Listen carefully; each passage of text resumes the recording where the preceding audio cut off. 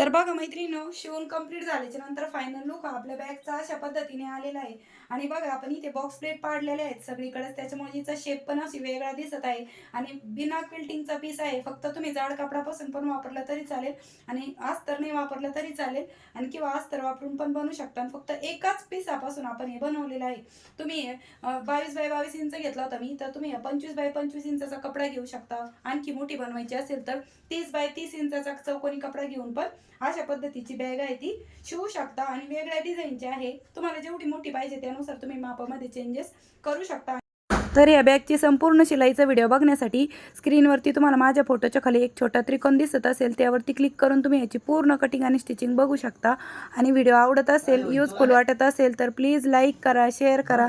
आणि असेच नवीन नवीन यूजफुल आणि युनिक व्हिडिओ बघण्यासाठी आपल्या वर्षा फॅशन चॅनलला नक्की सबस्क्राईब करा. तर भेटूया पुन्हा नेक्स्ट व्हिडिओमध्ये. तोपर्यंत बाय बाय.